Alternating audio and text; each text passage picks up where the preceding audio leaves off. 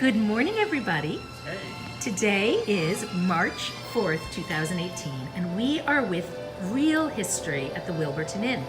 At the table is none other than Mrs. Marge Wilbur from Louisville, Kentucky, who is married to Jim Wilbur III. Lexington, Kentucky. Lexington, Kentucky. May the record stand.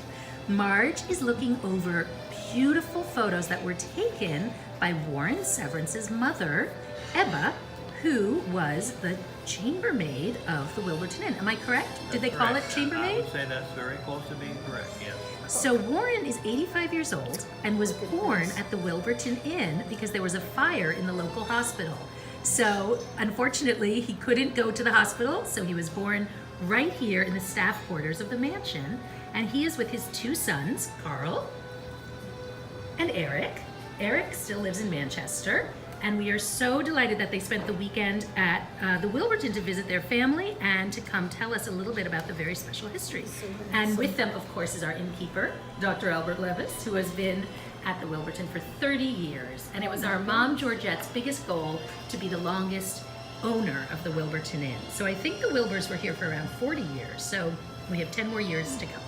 So Warren, tell us a little bit. Your dad, Cutler, was the chauffeur. He was a chauffeur for the Wilburs, correct? And beyond your father was Derek, his father, who was the supervisor of all the farms. He was this for a few years until one of the Wilburs passed away, and I don't know which one. Probably old. We used to call Mr. Wilbur the first, old Mr. Wilbur. That was. So old Mr. Wilbur was Jim, and what was his wife's name? Do you remember? No, James. James. James, yeah, James B. They're all JB Wilburs. Mm-hmm. And 1, 2, 3, and 4. And Margie's husband was Three. three. My son is 4. And your son is 4. Isn't that beautiful? Jim's grandfather was a very successful banker in Chicago when it was first developing out there. And he helped develop that. He also helped run cattle on the Chisholm Trail. So he did a lot of things. He was quite successful. And his bank held the mortgage on this property. And he came out and looked at it and he liked it. And he decided he would take it Keep it. and keep it. And he did. And he came here eventually when he retired and lived, and he was very happy here. And in this facility that you're in right now, he developed And they that. summered here. They came here in the summers, They and then in came the here in the winter summer. they would go back to Chicago. To Chicago, Okay. right. Yep. I'm so glad to welcome all of you here because I think you are retracing the history of this as a home. And we own it as an inn that also is very hospitable and feels like somebody's home. And it is so beautiful as a Vermont story that you're all farmers, that we are farmers, that you were the family, the true family of the owners of the place, providing love for the kids and going fishing, playing in the house and outside. And the families were created here with the most gracious lady in Manchester, who is eloquent and lovely as ever. And we're all bonded together as neighbors, and having crossed the Right. classes of aristocracy and workers, servants and owners. And we have to reciprocate that you as neighbors and friends and your family have been the most generous and friendly people that we have known in this town in a long time. That I have thoroughly enjoyed being neighbors Yes. with you most at my life that I can remember at my grandmother's house, and the generosity is very, very nice. It's lovely to have you as neighbors and as friends, Right. and our kids bonded with your kids. Thank Yes. you for sharing your woods with us. You know, You're welcome. I love it. So happy. now I had heard that Peggy loved your family. Peggy she did. Beckwith was Abraham Lincoln's great-granddaughter or granddaughter? She was the granddaughter. Peggy was the last person to live at Hildene as a family home, and she was That's a very eccentric and individual woman. She was. She was. She right? lived with wonderful animals. Right? Can you She tell loved us? animals. She loved animals. Yeah. She loved flew her animals. own airplane, And she wore overalls, and she did. Yeah, and she wore never one. married. No, And and she Cutler- did not wear a bra. And Cutler, I can tell you Cutler that. managed her farm. Cutler took a job managing her farm. Right, Yeah.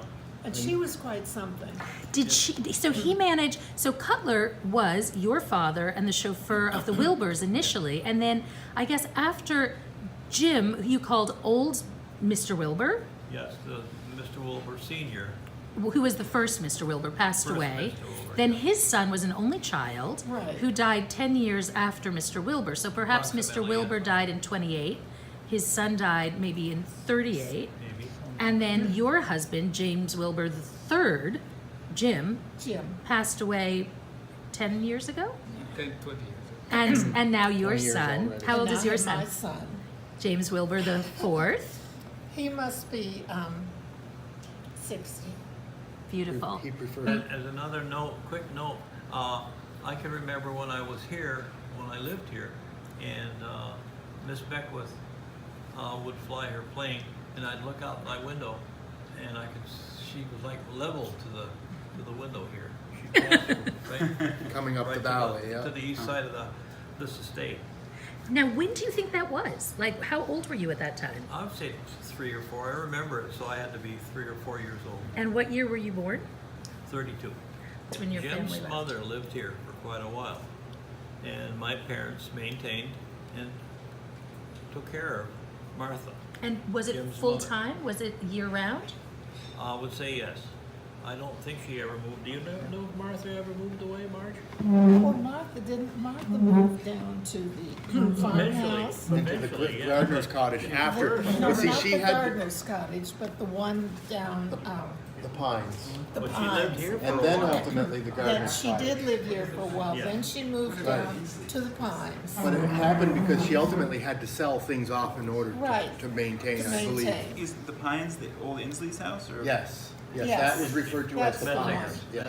And my house that I live in now was the gardener's cottage. That's where the gardener But I lived. think she had to sell off She Piece did by have to piece. sell the piece by property piece in out. order because she was running out of money. Money. Yeah. Isn't See, he it did not interesting? leave her any money. Why? He didn't like her. Who? Jim's grandfather. She somehow or other, Jim's father was married before. And he divorced his wife, married Jim's mother, who had been married before. And Jim's grandfather did not like that. So he left, he cut her off, and he left all of his money to the University of Vermont. But what about to your son? What about to his grandchild? So, He cut off his own child? everybody. Oh my goodness, how punitive. Yeah, he didn't like her, and so all of his money, millions, are at the University of Vermont. And I heard that he paid for the first paved road in the state of Vermont. He did. Where was that? I don't know. It was Route 7. Was it Route It was 7? Route 7. And that's- It was done around 1929, Right. and it started to the south and worked its way all the way to Burlington, I believe. And all he- the way to the border, I think. Canadian border? Yeah. But so he where did. did it start in Manchester? Did it start in I think it Bennington? started in Bennington. or- Yes, I think it did. Amazing. He did that. He did the first paved roads, and he really endowed the University of Vermont. I Paid heard. for the Ira Allen Chapel. He did To be the built, Ira Allen which is Chapel. spectacular. You still got the He canceled built check. that. don't What? You You still have the canceled check, right? Do I? I don't know. I think so. You did. And how much did it cost? If you do, it should be scanned Oh, I into the read- historical society. Well, in Yes. $1920, it was something like 200,000, something like that. Isn't there a library too, or another building? Yes. Yeah, he Yes. paid for a, They there's have a the branch. library up there, and they have, they're the ones that have his great big portrait. And his And the collection, scholarship. all of his And the collection. scholarship, Don't forget the and all scholarship. his first volume edition books. And there's He's a, done a lot up there. at UVM campus there is a Wilbur room. That's Which right. I've yet to be able to visit, and I've been trying to get there. We'll take a family pilgrimage. I would love to go. Yeah, It's I at went the to- Fleming Museum, I believe, right? Hildene was owned by Abraham Lincoln. And Son. No, no, his no, no. son. Okay, so Todd, Robert Todd Lincoln was very good friends in Chicago with Albert Gilbert, who built the Wilburton. That's correct. And because Wilbur took over the mortgage from Gilbert, I heard that Lincoln and Wilbur had a rivalry, and that's why he didn't leave his money to Manchester. So Lincoln sort of endowed Manchester, but Wilbur went all the way to Burlington to UVM. Do you think that's right, or is it apocryphal? It sounds good to me. From Chicago. Yes, he had the big bank in Chicago. And also, I hope I'm not repeating myself, but he was very successful. Very nice. And he ran the Chisholm Trail, you know, where they were running the Chisholm Trail out there. He had the big bank. He was very involved in a lot of things. He held the mortgage on this property. And it was closing. They were not able to keep it up. The Gilberts, I think it was. I heard they bank lost their. foreclosed The on bank foreclosed on him. And Wilbur came here to look at it, and he liked it. And he decided he would take it. Isn't that right? So that's why he came up here. He liked the property. It's just impressive that not only did he like the property enough to move here, but that his identity became so wrapped within Vermont and Vermont history. Yes, And it he did. wrote the book, the biography of Ira Allen, right? Ira Allen, he was quite something. He did a lot of things. He was a scholar. He was a scholar. Yeah, he was already an American history scholar, I see. and then when he came to Vermont, he got more caught up in Yeah. Vermont history and Ira Allen. He did a lot of things. He was quite unusual man. Yeah. But I love the fact, Marge, that you said when you met your husband and you were going to meet his family, you were more nervous to meet the Severance family That's right. because the Severance yes. family loved Jim as parents. That Jim felt about them as they were his parents. I was very nervous about meeting them. And was his mother alive at that time? Yes, And what was she like? I have nothing to say. You are a lady. But why? No, Okay, nothing to say. But the relationship with your father and mother was really the true nurturing in the family. that was the true relationship for Jim. For Jim. But I heard that Jim would have dinner with your parents rather than with his own parents. Who, with the Severances? Yeah. Oh, yes, I was more worried about meeting them than I was anybody. Jim's parents weren't here. They were away a lot, and Jim was here taken care of. by Right. Cutler and Jim was Evans. here to being taken care of. Let's see if we can figure out how old Jim was when his father died. Oh, he was 9. He was 9. Jim was sent away to school from the time he was 9 years old. Most of the time, he was out of the picture. as He far was as- in school. He was away from the time he was 9. Did the mother travel with the father and leave him here with your parents? Oh, yes. So they were happily married. They were just sort of. No? I have no comments there. I remember. But in terms of Mrs. Wilbur, was she surprised to find out that she was cut off, or did she know it was coming? Her husband's father didn't like her. I just think it's so She was strange. divorced, and that was kind of frowned upon, and he just, I think, didn't like her. He just didn't approve. Warren, do you remember what room was Jimmy's room growing up? Because they were, such beautiful. The Wilburton Mansion has such gracious guest rooms on the second floor, and then the third floor are the smaller rooms. And I was so surprised, Marge, so say Mr. and Mrs. Wilbur took the bridal suite and the room next to it. Who lived in all of those other grand bedrooms? And then Jimmy lived all the way on the third On floor the in a third smaller floor, room. So who didn't he, stayed in Warren? those rooms? That I do not know. I think he did.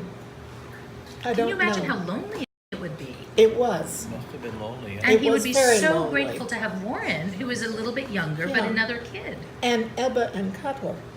who were like his parents. To keep him company. They were much more important to him than anybody. I was more worried about meeting them than when he brought me up here than anybody. I'm sure you passed the test, Marge. I did.